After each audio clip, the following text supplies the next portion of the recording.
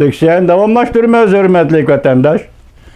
Bugünkü ıslahı 2022 yıl 6. ayının 10. günü.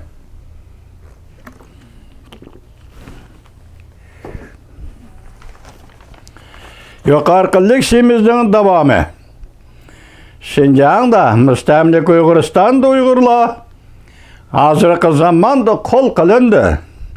Yoki mecburi emgek bilen işlep çıkarılgan kiyim-kechekler, ayak kiyim ve maşinalar Avrupa bazarlarda, Avrupa savdogarlarının dükkanlarda payda bulması lazım.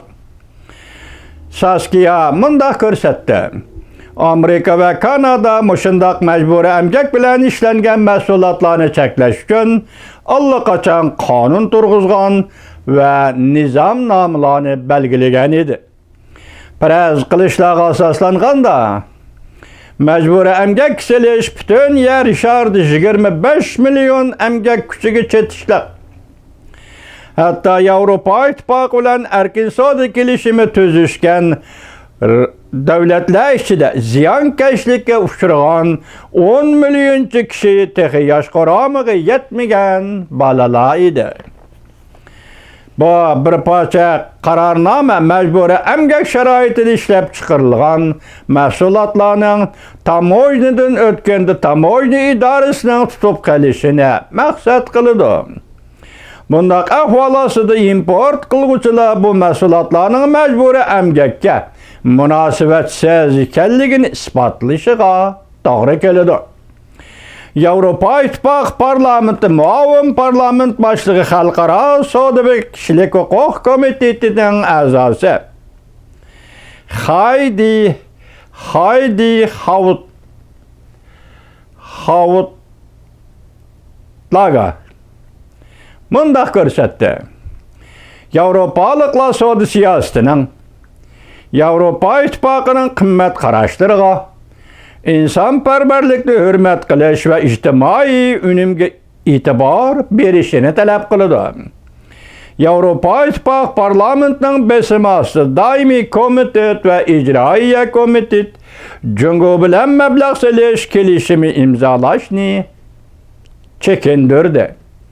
Belki bugün Avrupa İttifaqı parlamenti Avrupa İttifaqıning 5 yildan beri Şinjan'da mustamlika Uyg'uristonda insoniyatga qarshi jinoyat sodir qilgan Jungo mustabid hukumati bilan o'rtaq jinoyatchi bo'lib qolishni hargiz xohlamaydi.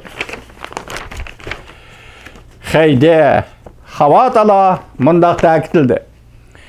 Avrupa İttifaqı Jungo eksport qiladigan ikkinchi katta bozor. Mecburi emgak bilan ishlab chiqaradigan mahsulotlarni import qilishni cheklash orqali Jungo va Yevropada emgak kuchlariga zulm solishni cheklaymiz. 2019 yildan boshlab Avrupa İttifaqı parlamentida Jungo hukumatining Uyg'urlar irqiy qirg'in qilayotganligini izchil ayblab kelgan Kloksman mundaq hisobladi. Bu yeni ramka o'tmishda 20 yil mobaynida davomlashib kelgan savdo siyosatimizdan juda bo'lishning belgisidir.